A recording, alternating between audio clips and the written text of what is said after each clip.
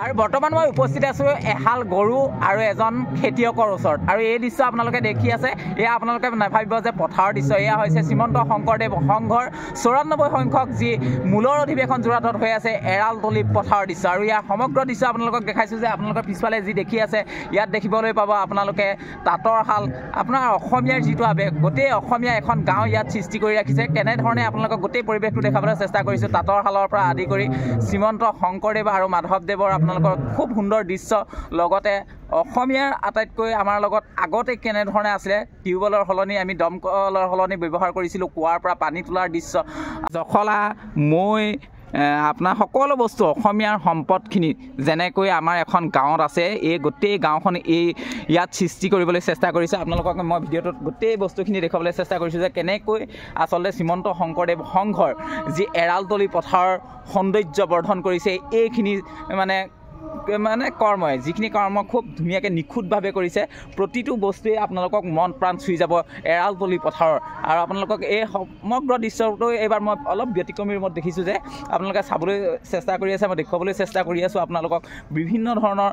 কাৰ্যকলাপ কৰা হৈছে কিন্তু আটাইতকৈ আপোনাৰ মন প্ৰাণ আপ্লুত কৰিব এইখন গাঁও আছে ক'ত আছে এৰালতলি পথাৰত আছে আৰু এৰালতলি পথাৰত আপোনালোকে দেখিবলৈ পাব এই সমগ্ৰ দৃশ্য দেখিবলৈ পাব আপোনালোকে সন্মুখত থকা এটা অসমীয়া একদম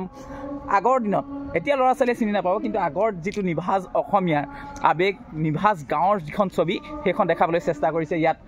গোটেই পৰিৱেশটো আপোনালোকক প্ৰতিটো দেখি পেলাই আপোনালোকে কমেণ্ট কৰিব কেনেকুৱা লাগিছে এইটো মই অকণমান এইবাৰ সেৱা বাহিনী শিবিৰৰ সন্মুখভাগ খুব সুন্দৰকৈ সজাই পৰাই তুলিছে সংঘৰ সদস্যসকলে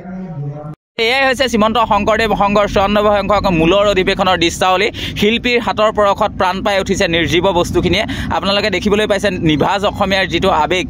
যিটো আমাৰ শিল্পকলা এইখিনি সকলোখিনি পৰিস্ফুট হৈছে এই যিখিনি শিল্পী ৰাজি আছিলে কৰ্ম আছে শিল্পীৰ পৰশত প্ৰাণ পাই উঠিছে